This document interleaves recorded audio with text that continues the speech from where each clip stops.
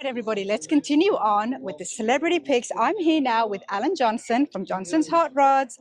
Alan, how are you today? I'm good. How you doing, Ronna? I'm good. Good to see you again. Good to see you. You enjoying yourself for the Triple Crown third year? Absolutely. Been out. Made about 7 trips back and forth, looking at all the cars, trying to come up with my pick. There is a lot here. I mean, how do you guys? You guys have got a really tough job, and it is. But what's cool is we get to pick what speaks to us. I mean, I'm picking what I would want to take home. Okay. What I would want in my garage. And I think that's what I enjoy the most about the celebrity picks, everyone, is because we get to see the builders' different styles.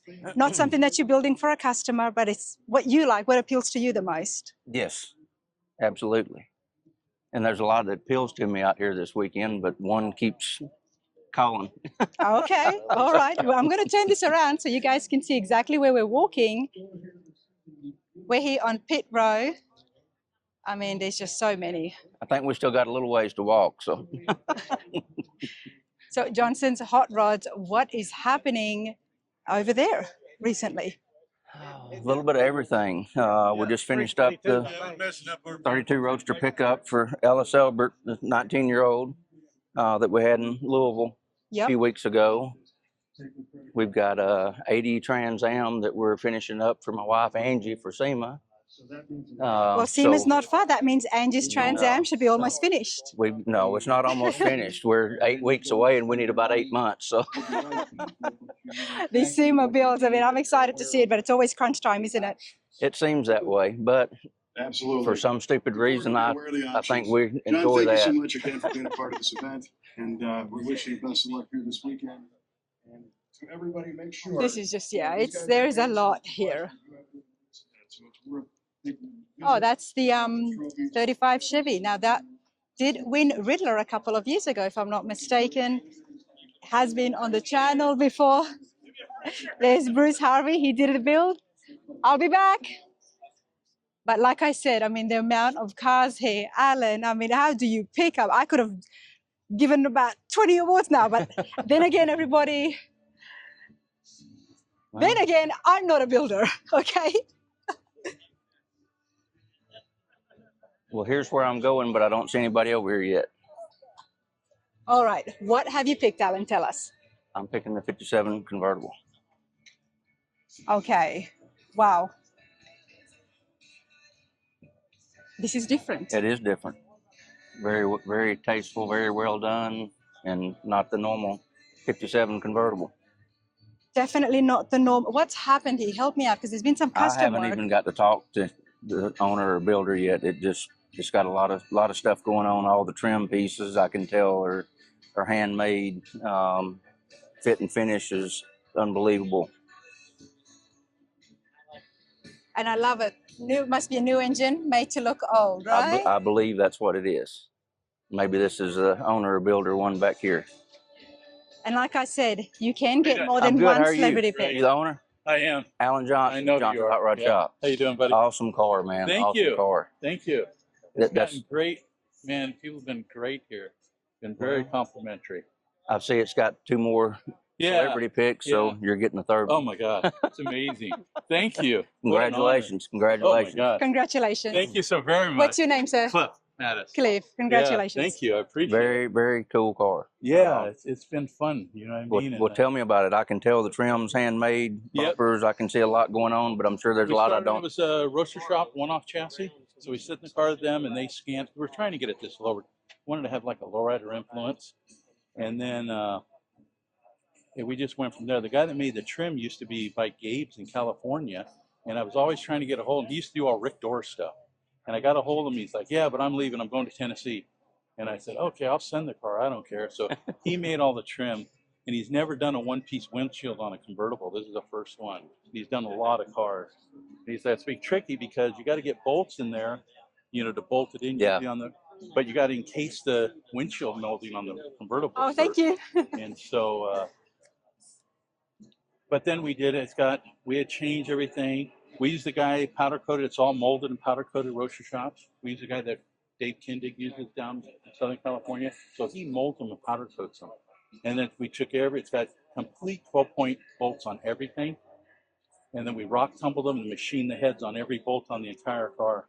And then, so I was worried because we came to like 14 bolts we couldn't find. And finally Bob said, I'll make them for you. Because I was going to change them all back to 6-point. I said, I can't have a couple because those are the ones that everybody's going to notice.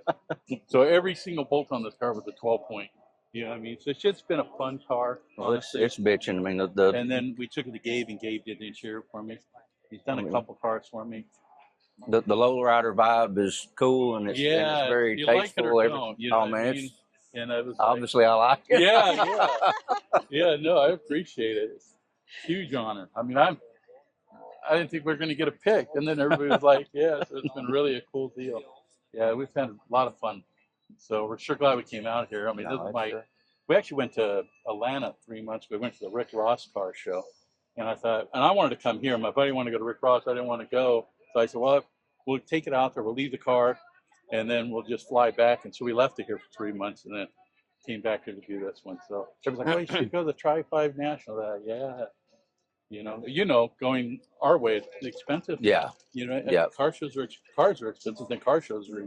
No, it's a long haul from here to California, either direction. Yeah, so it's I mean. So Cliff, I said, congratulations. Of course, Alan Johnson here, as he's our latest celebrity pick, but 2 others. Who were the other 2 that approached you? Goolsby and Big Oak Garage. Okay. So you got all the Alabama boys. Yeah, that's what they said. They said they're like, we're 45 minutes away from each other. Because they were like, hey, if you ever want to bring it here, leave it here, you're more than welcome. Just bring it by. I said, well, I'm going to make a tour out here and just go to everybody's shops, you know what I mean? And just... well, you got all 3 of the Alabama picks. All 3 of the Alabama. I guess it's fair to say that Alabama boys like the lowriders. Yeah, exactly. I guess so. Where are you from, Cliff? I'm from Northern California, right by San Francisco. Okay, you're a ways from home. Yeah, we're a ways from home, but it's all right. First time at the Triple Crown? Very first time. It's like I said, this was one of my big deals. I said I'm going to do Triple Crown for sure. Since it started, I just wanted to go. Well, we're glad to hear how you're enjoying yourself. We used to do Grand National because it's close for us. Yes. I mean, so that's a normal one for us. I'm loving it. I mean, when you're from California, everybody here is so pleasant and nice to deal with. It's amazing, They're loving it. We're having a great time. Love it, absolutely love it. Congratulations again. Phenomenal. Now, you did the build yourself? Oh, no. I tell everybody, I'm a check writer. Okay. I just write checks. That works everybody too. needs those, man. Yeah. Yep. It's my best friend builds my cars. And he's a little local builder. He builds like 1 or 2 cars a year. And I usually, when one's getting ready to come out, a month later, we put a new one in. Well, who is your friend? Lucky 7 Customs in Antioch, California. Oh, Lucky 7. Okay. Yep. So he's a great, another guy. He's a humble guy. I tell everybody, I said, if you ever can get a car built by him, he's just the nicest guy to deal with, humble, but he doesn't do car shows. I believe he's done a few things for Ken Reister. He has worked with them. I don't think he did anything for Ken Reisner. He did a lot. He used to paint a lot for Roy Brizio. Oh, Brizio. Yeah, he paints for Roy, and so kind of the Northern California group. Did some work with Mole and them. Nice. So, but he just does like say 1 or 2 cars, and I think I've had a car in the shop for about 24 years now. Oh wow. One comes out, one goes in. Oh, that's so the new one's ready to come out. That's a good relationship. It is, and it's working. I know what to expect, and he knows what to expect, right? No, that doesn't get any better than that. We've got a handful of great friends. Yeah. I don't call them customers because they're great friends that we've done work for 20, 25 years, and it just everybody knows what to expect, and it's all good. I tell everybody, I said, as soon as I get a bill from him, I see how quick I can pay him, because that's my portion that he has. You know what I mean? That's what I have to do. And he's just like I said, he's probably my best friend now in building cars. You know what I mean? Love it. Keeps the industry alive. Yeah, I love it. Appreciate it. Congratulations again, Cliff. Thank you. Thank you, Ron. All right. Before we finish up, Alan, let me take you here for just a moment, please.